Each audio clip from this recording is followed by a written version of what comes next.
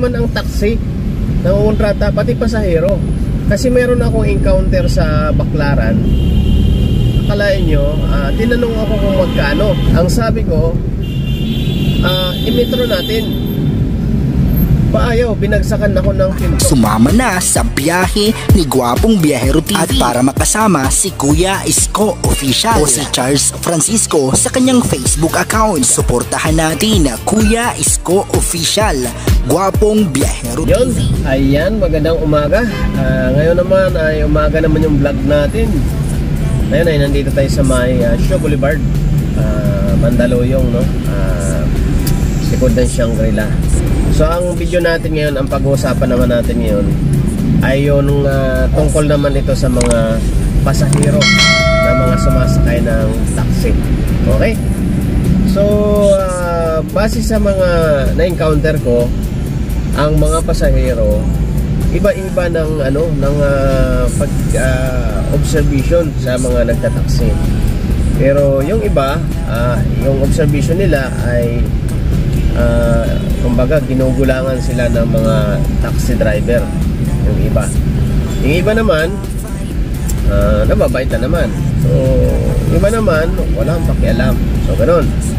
So doon tayo sa ginugulangan. Actually yung iba, ang mga ibang complaint ay yung tungkol sa kontratahan ng taxi. Sabi nangungontrata yung taxi. Pero actually sa experience ko po, mga bihero, mga kuya, mga ka-drive ay hindi lang naman ang taxi nangungontrata, pati pasahero. Kasi meron akong encounter sa Baclaran. Akalain nyo, tinanong ako kung magkano. Ang sabi ko, i-metro natin. Paayaw, binagsakan ako ng pinto. So ayaw ng metro, gusto ng kontrata. So ganun pa man, mayroong mga ganun. Marami ako encounter na ganun na ayaw nila ng metro. So gusto nila kontrata. So ito yung rason dyan. So may pasahero ako na tinanong ko kung bakit ayaw ninyo ng metro, lalo na yung mga galing probinsya.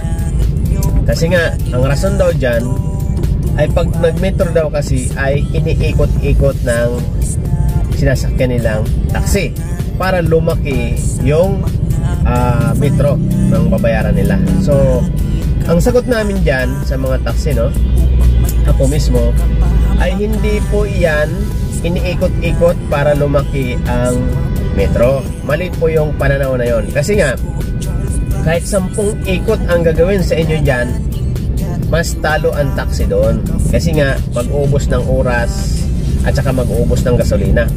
Samantalang magkano lang naman ang papatak nun. Okay? Pero kung may hatid kayo kaagad at mayroong sumakay agad, yun ang magandang income. Kasi up and down yun kung tawagin. So mayroon kasing flag down yan na 40 pesos, iba nga 50 pesos. So mas malaki ang kita nun pag up and down. So bakit patatagalin ng taxing dumating or makarating sa papatunguhan? Gasino lang naman yung patak niyan. Hindi yan sapat para doon sa up and down na pasahero. So naintindihan mga 5'9" mga kuya. So sa madaling salita, ang punto doon, ang pakiramdam lang kasi ng iba na pasahero ay iniikot-ikot sila. Pero ang totoo nun, marami kasi or karamihan ng taxi driver is alam lahat ng pasikot-sikot or yung mga shortcut.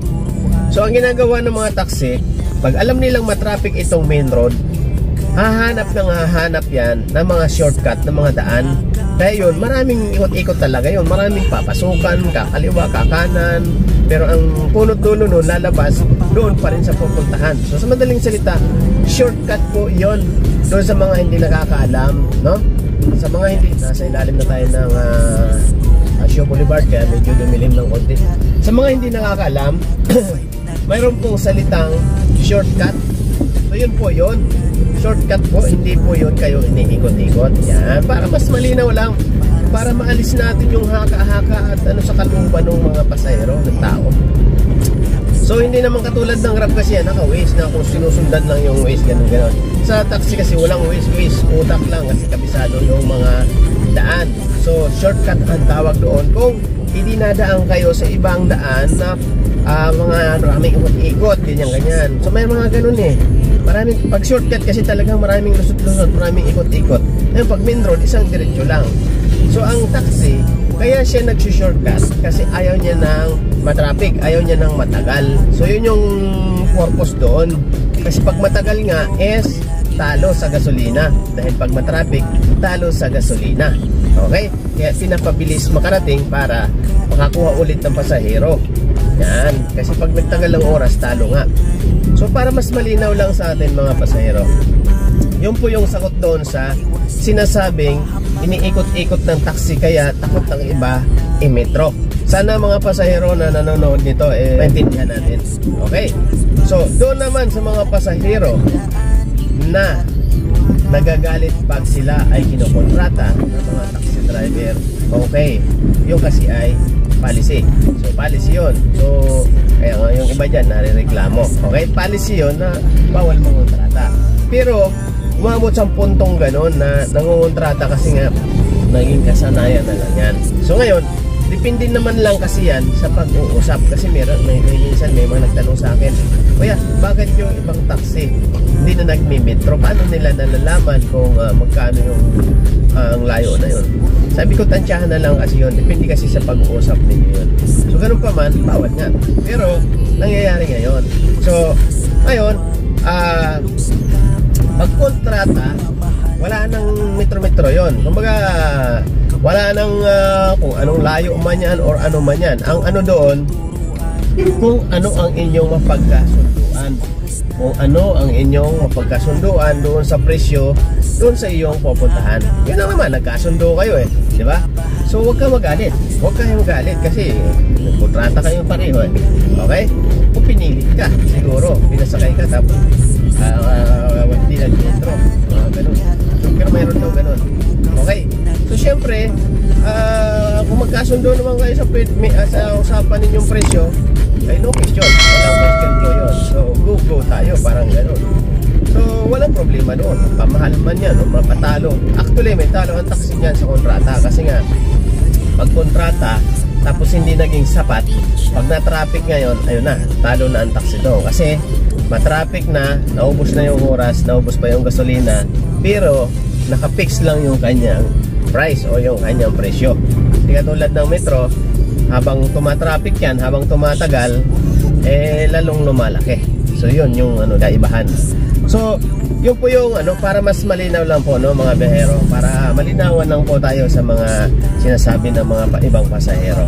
Okay, next, yung pang third natin ay ano ba ang relasyon ng pasahero sa mga taxi driver or sa mga commuters or sa mga vehicle na na sinasakyan natin? Ay ito ang maganda kasi nga yung iba pag-akala nila pag sumakay na sila hawak na nila yung liig ng driver ng taxi. Mali po. Tandaan po natin yan. Tandaan po natin, ilagay natin sa puso't isip natin, tayo ang nakikisakay. Yan, yun ang tama doon. Tayo ang nakikisakay doon sa taxi o kaya sa Grab or saan man, tayo ang nakikisakay. So ibig sabihin, hindi natin siya hawak sa liig. Baliktarin natin ang situation, tayo ang dinadala ng driver, tayong mga pasahero. Kaya ibig sabihin, tayo ang hawak ng driver, hindi tayo yung may hawak sa driver. Okay, doon sa daan, syempre, kaya nga driver eh. So sa daan, bahala ang driver kung saan siya dumaan. Diba? Kaya nga driver eh. O di ikaw na sana nag-drive pasahero kung gusto mo sa gusto mo. Pero mayroong karapatan si pasahero para makiusap. O kuya, pwede bang dito tayo dumaan sa ganito? Yan, okay yun. Pag nagkasundo kayo, good yun. Yan, hindi yung parang gusto mo. Hindi ganon. Eh, nakikisakay ka lang, ikaw pa yung marunong, di ba? Hindi pwede yung ganon. Nakikisakay ka na nga lang. Okay, sagutin mo. Sabihin mo, nagbabayad naman ako okay. Halagang 100, halagang 200, yun yung sinasabi mo na samantalang isinasakay namin ng mga pasahero, yung safety ninyo ang aming tinitingnan. Di ba? Yung safety ninyo, isakay namin kayo na walang mangyaring masama sa inyo. Yun yung kapalit doon. Di ba? So, kaya wag natin susungitan yung mga driver ng kahit anong driver yan. ng kahit anong driver, mapagrab man o taxi or ano yan, basta utility vehicle na kumbaga sinakyan ninyo at hinatid kayo sa inyong paroroonan, dahil yun ang nag-save sa inyo, yun ang nagdala sa inyo doon sa inyong patutunguhan na matiwasay at walang nangyaring masama sa inyo. Kaya yung ibang mga pasahero na malalawak, alam nila yan, kaya pag nahatid na sila doon sa paroroonan, napaka-bait talaga nila, gano'n na salamat kuya, salamat sir, kasi nakarating tayo ng maayos. Gano'n dapat hindi yung parang nakikisakay ka na nga lang, siga-siga ka pa, di ba? Mali yun, nakikisakay na lang kayo di ba? O, sasabihin natin kung hindi kami sasakay, hindi naman kikita. Ito, ang alam nyo po, ang pamasahe sa taxi napakamura, okay? Tapos ipagyabang natin yon, hindi pwede yung ganun kasing laki nga lang ng tricycle yung pamasahe ng taxi di ba? So dapat ano natin, give and take ika nga, no? Pero ang pinakamalaking faktor dito, yung mga driver talaga is kumbaga hinahatid yung mga sumasakay sa paroroonan ng walang naging problema. Yun ang pinaka-importante doon. Kaya huwag natin aawayin yung mga driver, kasi hindi dapat ganun, no? Dapat mahalin natin. Kaya shout out sa mga pasahero ko na napakababait. Ilan lang yung encounter ko na walang hiya, no? Pero karamihan napakababait, napakarespetado, nagrespeto, nakipagkwentuhan, nakipag-usap.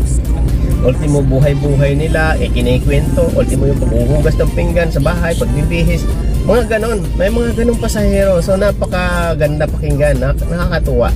Yung bang parang hindi mo naman sila kano-ano, first time mo lang nakasama pero nagkukwento tungkol sa buhay nila, yung mga ganon. So okay yun, good yun. Kasi kaysa yung aawain mo yung taxi driver, pag nalubak lang aawain mo, ano ba yan, diba? Ang bagal mo naman, ang bilis mo naman. Ano pakialam ninyo? I-driver nga diba? Ay, sumakay pa kayo, dapat naglakad na lang kayo, diba? Parang yung may minsan ako nagpasahero, sumakay, umabot ng parang 200 yung pamasahe. Medyo na-traffic kasi. Alam mo ang sabi, pagbaba, ang mahal naman, ang lapit-lapit lang. Sabi ganon, ang mahal naman, ang lapit-lapit lang. Hinayaan ko na, pero tutusin, pwede ko sagutin, dapat naglakad ka na lang, malapit lang naman pala. Mga ganon ba? Sumakay ka na, nakarating ka na, pasalamat ka na. Salamat Lord, nakarating tayo ng mas maayos at matiwasay at walang naging aberya sa daan. So ganon sana, hindi yung, ay nako, mga tao kasi talaga iba-iba ang laman ng utak. Okay? So, yun lang naman ang sa atin. So, ito, ako dito sa mga ginagawa kong vlog ay wala tayong bias dito. Pinaliliwanag ko lang para mas maintindihan nating lahat ang ating mga ginagawa at hindi yung parang one-sided lang tayo or ano pa man. So yan, Kuya Isko Official po and Gwapong Biyahero TV. Ayan, ngayon po ay anong araw ba ngayon? Miyerkules. Yan. Ay sorry, Martes nga, Martes. Ngayon ay time natin is 8:59 ng umaga. Yan, nakailang pasahero na ngayon ako kasi nagka-cut off ako ng 6 o'clock ng umaga. So ayan, maraming salamat muli sa mga naging pasahero ko na mababait. Karamihan talagang hindi na nagkukuha ng sukle. Mayroon din namang ultimo 2 piso kinukuha pa. Okay lang naman, ako kasi nagsusukle talaga ako So yung iba talagang hindi na, minsan kalakalahati pa. Pero pa ako naging pasahero, 150 lang, ginagawa 300, yung mga ganyan. So mayroong mga ganun, sobrang nakakatuwa. Sobrang nakakatuwa yung mga ganung pasahero na alam nila yung kalagayan ng mga taxi driver. So muli, ako'y nagpapasalamat sa inyo sa mga pasahero ko na yan. So maraming salamat po, thank you very much po. Kuya Isko Official po, ang Gwapong Biyahero TV. Ayan, may pasahero na ako. Bye-bye muna. Nasa tabi, halika na, samahan na natin siya. Gwapong Biyahero TV ay narito na, handang niya.